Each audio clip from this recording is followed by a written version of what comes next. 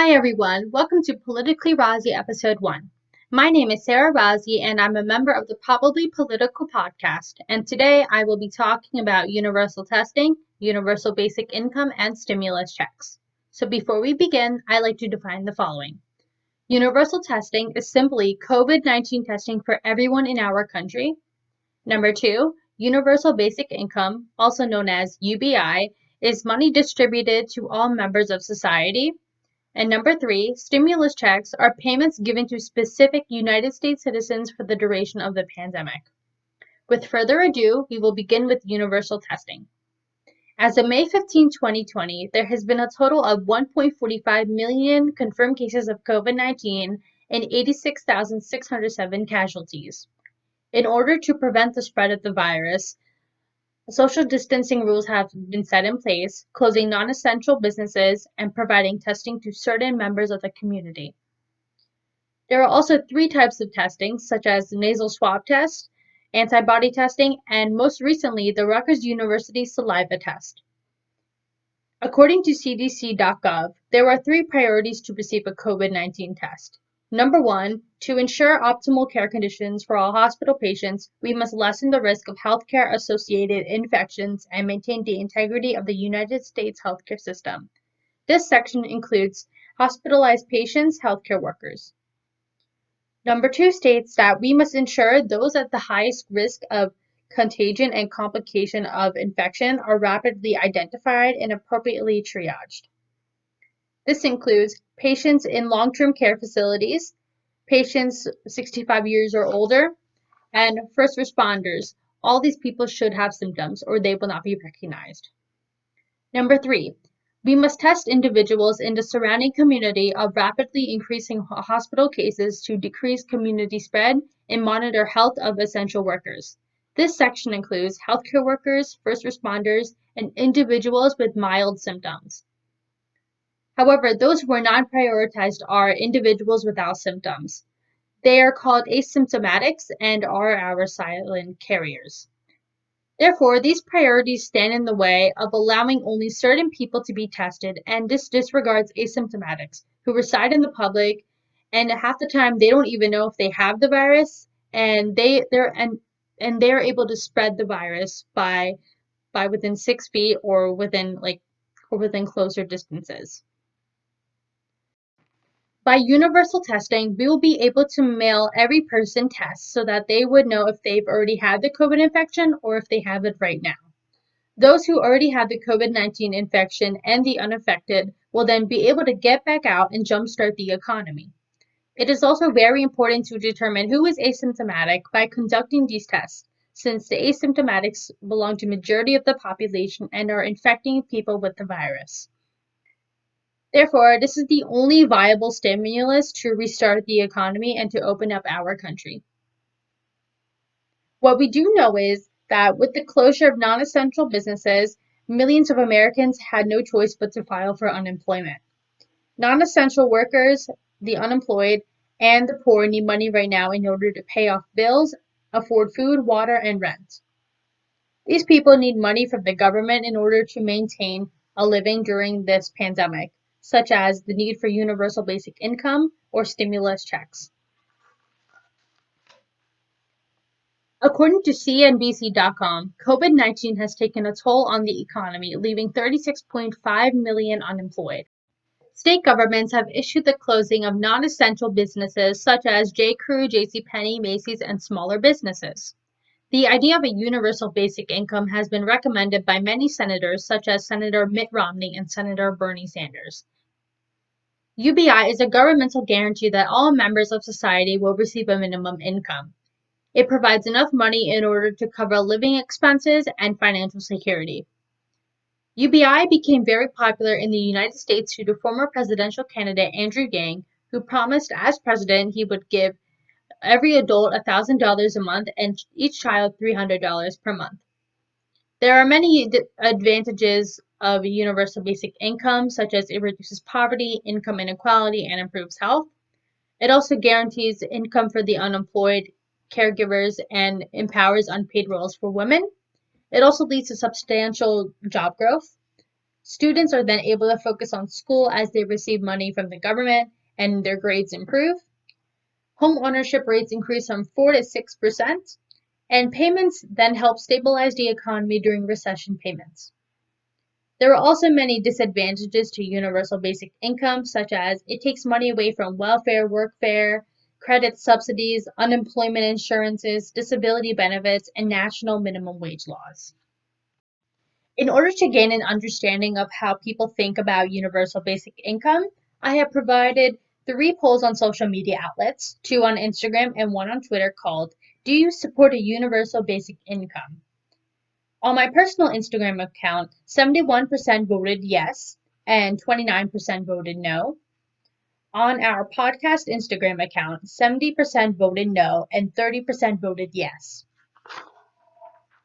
On Twitter at Probably Political, there was a total of 603 votes. 96% voted yes and 4% voted no. Therefore, an extreme amount of replies and retweets were done, and I was extremely impressed. Those who are pro-UBI said that UBI won't cause inflation when funded with a VAT ACA Yang plan, which is true. For those who oppose UBI, they stated that when you rely entirely on the government, you'll allow them to restrict and place requirements onto your life. Therefore, these are excellent arguments, and I agree with both of them. In conclusion, I'm neither or against universal basic income. Yes, I'm neutral with the topic, and it provides support and temporary money for the unemployed, bills, and reduces poverty. But personally, it serves as a temporary bandage for families. It also circulates money around in the system and takes away funding from unemployment insurances, disability benefits, and restricts adults to only $1,000 a month, whereas unemployment will provide more money based on size of household. With mass layoffs, bankrupted businesses have led consumer spending to a halt. With millions of Americans unemployed, the need for money exceeded in the last 2 months. On April 8, 2020, the House of Representatives introduced the Emergency Money for the People Act. This act gave $2,000 a month to Americans over the age of 16 who make less than $130,000 per year. These payments are similar to a systematic universal basic income and plan to continue for the next 6 months if passed. This proposal follows the recent passed Coronavirus Aid and Relief and Economic Security Act, or as we all know, the CARES Act. This act was simply a one-time cash payment of $1,200 to Americans who qualify based on earnings of their Social Security status.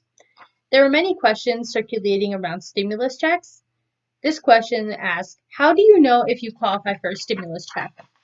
Well, the answer is really simple. The IRS uses information from your 2018 or 2019 tax return to see if you qualify for an economic impact payment.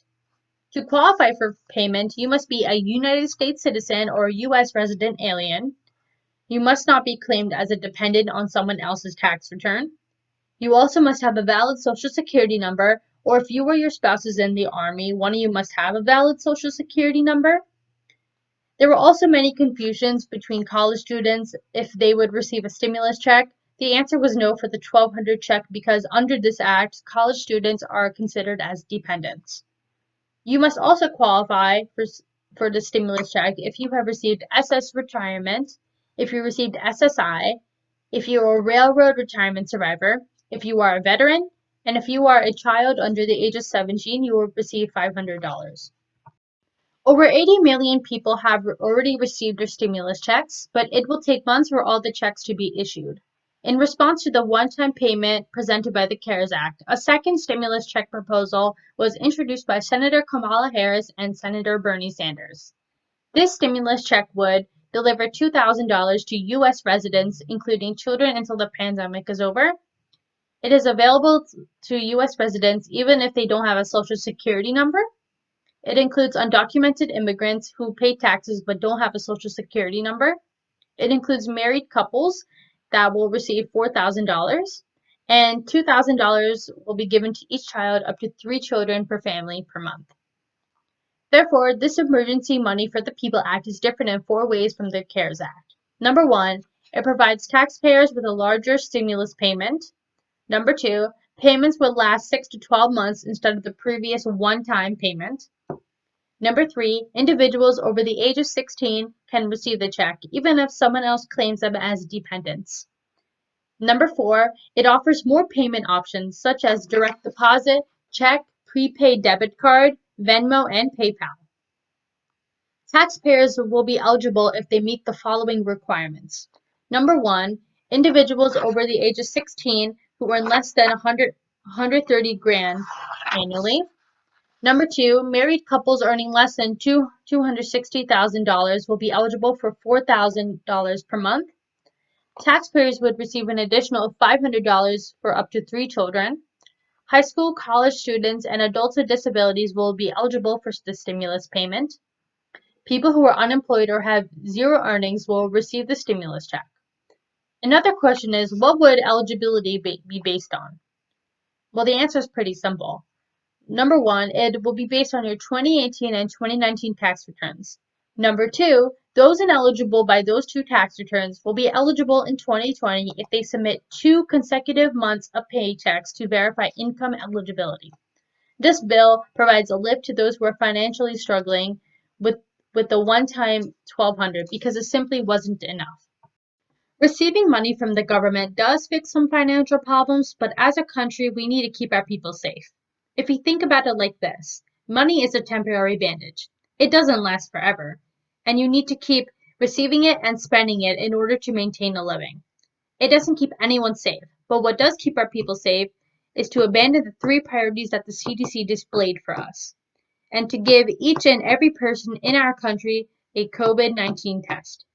We need to figure out immediately who is asymptomatic and symptomatic right away and isolate them for treatment while allowing the unaffected and the survivors to step back out and to jumpstart our economy. Yes, it may cost a lot, but if we can spend trillions of dollars in our defense budget by sending our troops to endless wars in the Middle East, then there is no excuse to protect our Americans in our homeland. Now is not the time to be partisan or to play political games. It is a matter of life and death. It is the matter of saving lives.